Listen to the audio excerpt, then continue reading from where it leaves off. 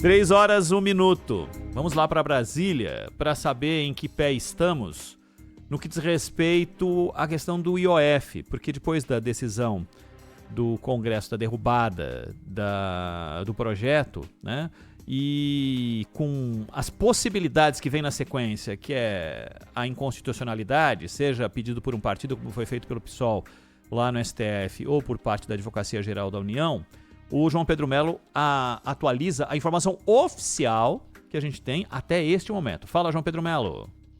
Fala, Ronaldinho. Oi, Zaidan. Uma ótima tarde para vocês, ótima tarde para quem está nos acompanhando. Olha só, o governo federal deve passar o fim de semana estudando alternativas para a derrubada do decreto que aumentava o imposto sobre operações financeiras. Uma das alternativas é levar esse caso ao Supremo Tribunal Federal, com a justificativa de que não houve valor exorbitante no texto proposto pelo ministro da Fazenda, o Fernando Haddad. Ao longo do fim de semana, essa proposta também deve ser analisada pela Advocacia Geral da União, a pedido exatamente do presidente Lula. Por meio de nota, o ministro Jorge Messias disse que já pediu também informações ao Ministério da Fazenda para embasar esses estudos. Além disso, quando a análise jurídica for finalizada, a AGU vai divulgar aí a decisão adotada. Isso deve acontecer ainda na segunda-feira. Outros membros do governo dizem que a judicialização pode levar a uma guerra com o legislativo e faria o executivo paralisar uma série de projetos que estão tramitando mesmo que com lentidão no Congresso Nacional. O ministro da Fazenda, Fernando Haddad, participou de um evento na Universidade de São Paulo e diz que com a queda do decreto do IOF é preciso fazer ajustes na economia do país. O fato é que depois da derrota histórica, o presidente Lula quer retomar os contatos e diálogos com os presidentes do Senado, Davi Alcolumbre, e da Câmara dos Deputados, Hugo Mota.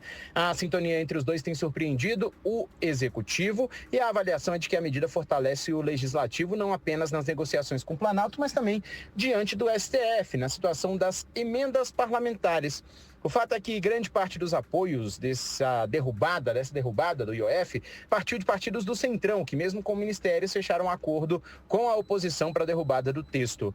O presidente Lula acendeu, obviamente, um alerta e pensa em uma nova reforma ministerial. Mas, nos bastidores, outros fatores foram considerados determinantes para essa derrota. Entre eles, a gente tem a queda nas pesquisas, que enfraquecem o presidente Lula e fortalecem a oposição, além da insatisfação generalizada com a demora na liberação dessas emendas parlamentares. Volto com vocês no estúdio, pessoal. Um grande abraço, um ótimo fim de semana. Obrigado, João Pedro Melo. Ô Zaidan, mas lá em Brasília dão como certa a iniciativa do governo, por parte da Advocacia Geral da União, para na semana que vem entrar com um pedido, a partir, eu repito, do governo, fora aquilo que já foi feito pelo PSOL lá no STF, pedindo a inconstitucionalidade, mas de iniciativa do presidente Lula, tudo indica que isso vai acontecer na próxima semana.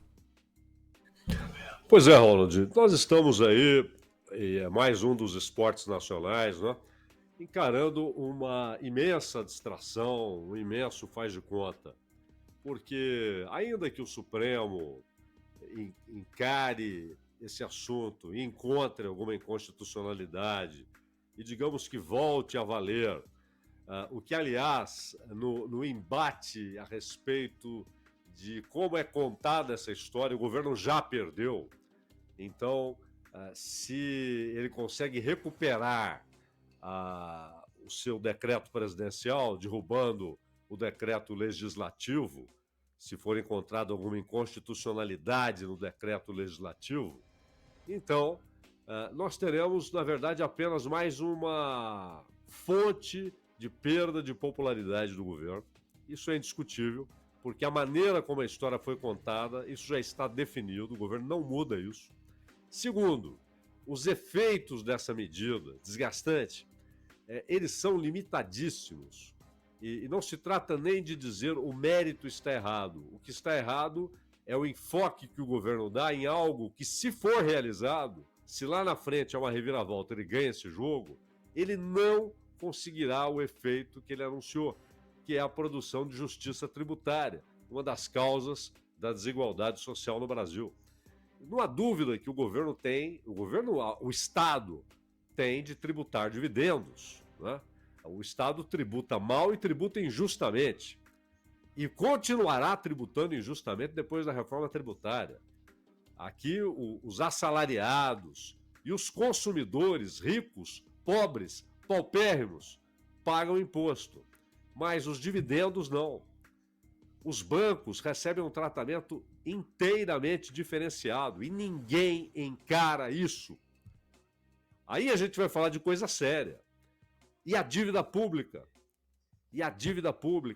É fundamental escancarar a questão central, que é a dívida pública. Fazer uma auditoria pública, contar a sua história, contar como se formam, inclusive, os sistemas de indexação da dívida. E, claro, contra-atacar esse movimento avassalador que está sendo feito pelo capital financeiro contra a previdência social, contra a educação pública e contra a saúde pública. É isso. Aí sim, aí nós temos um jogo de verdade. O IOF é quase uma brincadeirinha, uma distração nessa história toda.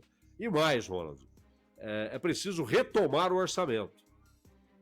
É até um assunto que provavelmente tocaremos depois, né, na história das investigações da Polícia Federal, porque, convenhamos, o orçamento foi sequestrado, né? E obrigações que a Constituição dá ao presidente, porque ela parte da premissa de que ele executa o orçamento, o Congresso toma o orçamento, toma a execução orçamentária, mas deixa com o Executivo aquelas obrigações estabelecidas pela Constituição, inclusive com relação ao equilíbrio fiscal.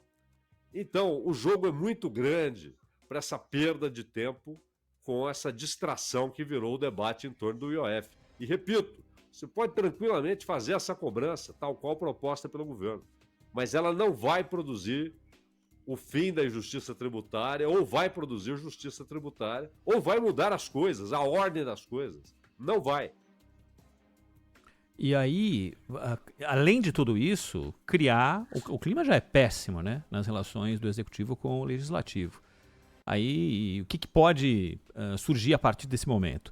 A gente já tem alguns indícios, né? Hugo Mota não tem poupado nada com relação ao governo no que ele diz. Em Brasília já se fala em empurrar com a barriga o projeto do imposto de renda, que ele, das alíquotas do imposto de renda, que ele tinha prometido estar com tudo aprovado até setembro. E aí ele e Alcolumbre faltaram não foram, simplesmente deram uma banana para uma reunião com o Flávio Dino para falar sobre emendas, e ainda soltou uma de que não cabe investigação por parte do Supremo Tribunal Federal em cima de emenda, em cima de deputado. E aí teve hoje uma operação da Polícia Federal, prefeitos afastados, um deputado federal envolvido e tudo relacionado a emendas, Ainan. É claro que cabe investigação no Supremo Tribunal Federal. Quem vai investigar, então? A Santa Sé? É claro que cabe investigação e ela cabe exclusivamente ao Supremo Tribunal Federal. É claro que cabe ao Supremo Tribunal Federal, como defensor da Constituição. Se ele o faz, nós podemos discutir, mas essa é a sua atribuição, impedir que a Constituição seja rasgada quando suas exigências para o uso do dinheiro público são ignoradas. Não há dúvida, não há dúvida.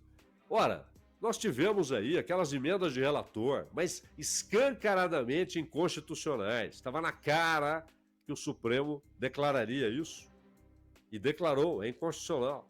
Aí, mas já havia outros mecanismos, porque a demora até que o Supremo anunciasse uma decisão, já havia outros mecanismos do forno, de lá foram retirados e colocados em execução. Isso que você está dizendo, Ronald, dessa operação da Polícia Federal, você tem inúmeras modalidades de desvio do dinheiro público com o uso de emendas. Nós vimos agora em São Paulo, né, o dinheiro público sendo usado no condomínio onde mora o deputado. Então, nós já vimos, inclusive o ministro do governo lá, o anterior lá, eu me esqueci o nome dele, mas que asfaltou até a fazenda, né? Juscelino, exato. Pô, como é que eu me esqueço do nome? Juscelino Filho. Juscelino Filho. Né? A denúncia foi muito pesada. Era um uso descarado de dinheiro público para benefício próprio. Parlamentares enviando recursos de emendas para estados que não são os seus, o que é inexplicável. É inexplicável. Então é preciso sim, é preciso investigar e é preciso resgatar a ideia de que o Brasil é presidencialista. O povo disse isso 2 vezes, em 63 e em 93. 2 vezes o povo foi consultado e 2 vezes ele disse presidencialismo. Querem mudar a Constituição? Então que mudem. De preferência, não com uma PEC simplesmente, mas com uma consulta popular, porque 2 vezes ela foi feita e a escolha foi presidencialismo. E eles estão arrancando do Executivo a execução orçamentária, mas mantendo no Executivo as responsabilidades típicas de quem executa o orçamento. Ou seja, o Congresso pega o orçamento, pega o dinheiro, mas não traz consigo as responsabilidades. Não acolhe as responsabilidades, deixa elas lá no Palácio do Planalto. Aí é muito fácil, né? E é bom lembrar que não é só por intermédio de emendas, mas eles fazem o que bem entendem. Você viu agora a questão da remuneração que os partidos recebem, do fundo partidário. O governo tentou racionalizar os reajustes e perdeu. E perdeu, inclusive, com votos do próprio governo, vale ressaltar, de partidos do próprio governo. Ninguém quer perder isso aí. Fundo partidário, além de ser uma excrescência, é uma imoralidade. A sociedade não tem de sustentar partido político.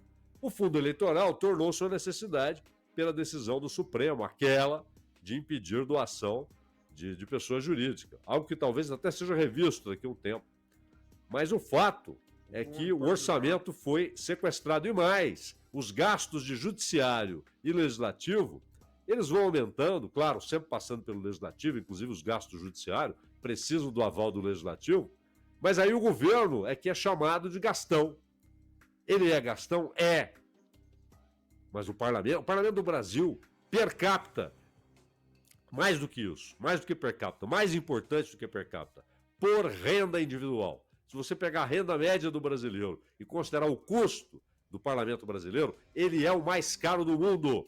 Em valores absolutos, é o dos Estados Unidos. O Brasil é o segundo. Em valores relativos, o do Brasil é o mais caro do mundo. E o judiciário também é caríssimo. E aí você ainda tem o sequestro da execução orçamentária, mas todas as responsabilidades e o desgaste público pelo problema fiscal ficam com o Executivo, Ronald.